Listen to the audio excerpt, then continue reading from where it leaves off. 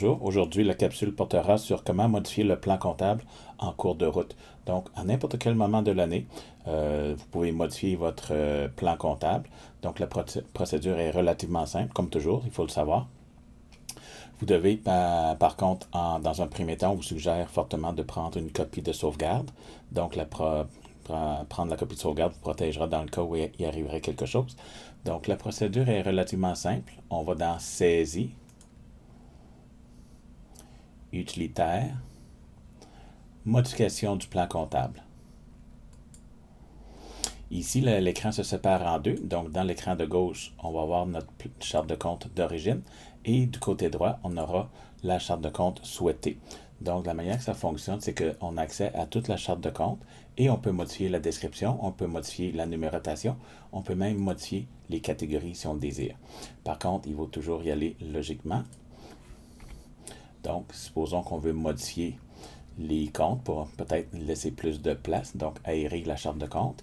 Ici, on pourrait avoir, au lieu de 5101, avoir 5110 pour par la suite avoir le compte 5120, puis ainsi de suite, etc., etc. Donc, ça nous permet d'aérer la charte de compte afin d'avoir la possibilité d'insérer de nouveaux comptes. On peut également fusionner deux comptes ensemble, donc de même catégorie. Ça peut être des catégories différentes, sauf que c'est pas vraiment pratique. Donc dans ce cas ici, on voudrait peut-être fusionner le compte de taxes et permis avec frais de représentation. C'est pas une bonne idée, mais c'est faisable. Donc il y a une petite icône ici qui permettrait de fusionner les deux comptes ensemble. Dans le cas d'une erreur, on peut toujours défusionner avec l'icône qui est juste à côté. Donc on défusionne. Une fois que votre charte de compte idéale est atteinte, donc on clique sur le continuer en bas à droite de l'écran. Désirez-vous démarrer le processus de modification?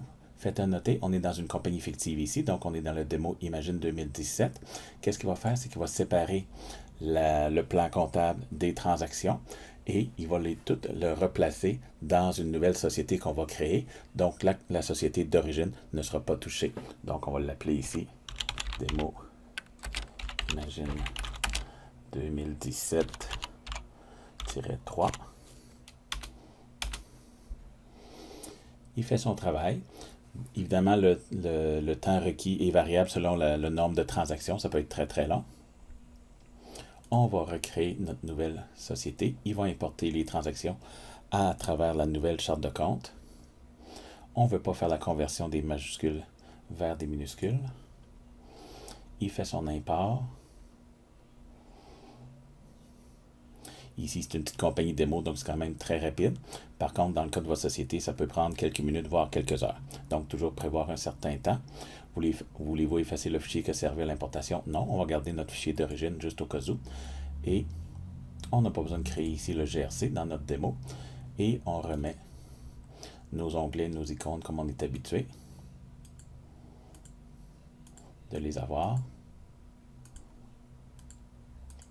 Et voilà, on a une nouvelle compagnie, Démo Imagine 2017, numéro 3. Si on va voir notre plan comptable, on peut aller voir facilement que dans nos 5000, on a une nouvelle charte de compte, des nouveaux comptes renumérotés, et toutes les transactions ont suivi.